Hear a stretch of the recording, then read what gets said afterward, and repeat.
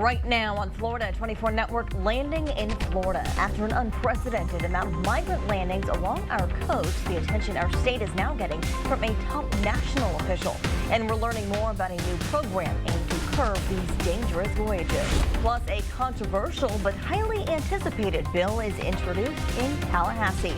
Our Capitol team is digging into Republicans' new permitless carry legislation and the response from Democrats. Hello and welcome to Florida 24 Network. I'm Jennifer Dela Cruz. We are covering the top stories across our state. Florida's migrant crisis is now getting national attention, with the head of Homeland Security making a stop in Miami on Monday. Florida 24 Network has covered the recent surge extensively over the last several weeks, and we were there on Monday as the secretary spoke to leaders in South Florida's Haitian and Cuban communities. Reporter Sofia Hernandez takes us through his comments on a new parole program and why he feels it will make a difference.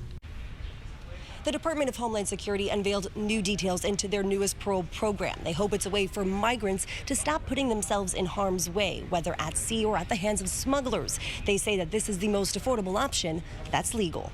This is the model that this administration is committed to implementing, to build safe and lawful pathways for individuals who are seeking humanitarian relief in the United States. Secretary Alejandro Mayorkas speaking about the new parole program for Cubans, Haitians, Venezuelans, and Nicaraguans, allowing them to seek a sponsor in the United States at no cost by filling out this form. Once approved, they pay for a flight to the U.S., where they will be authorized to work for 2 years. We welcome the humanitarian parole, but this is not the full solution. Commissioner Marlene Bastien of Miami's District 2 says she's seen firsthand this humanitarian parole creating division because not everyone has access to a sponsor who has the financial means to support them. She says she's requested a meeting with the president. Because as long as we do not address the root causes of migrations in these nations, including Haiti, there will be pressure for refugees to come here.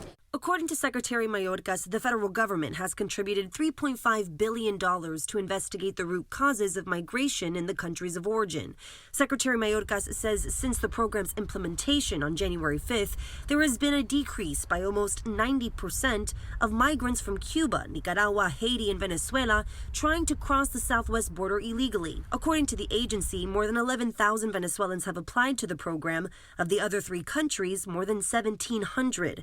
The program allows up to 30,000 immigrants to come to the U.S. every month. We have built lawful pathways so people can come to the United States and seek relief. At the same time, those who do not avail themselves of those lawful pathways will not succeed in remaining in the United States.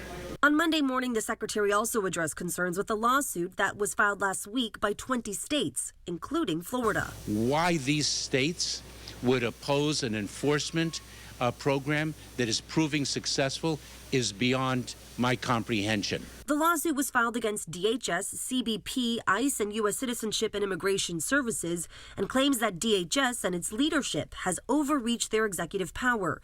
In Florida's case, the state in the lawsuit claims they've paid thousands in public education, incarceration, state resources, medical services, and unemployment benefits for these migrants.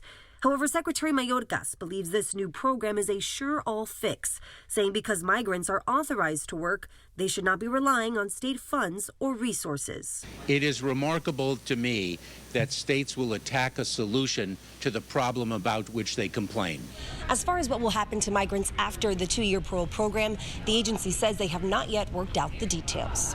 In Miami, Sofia Hernandez, Florida 24 Network.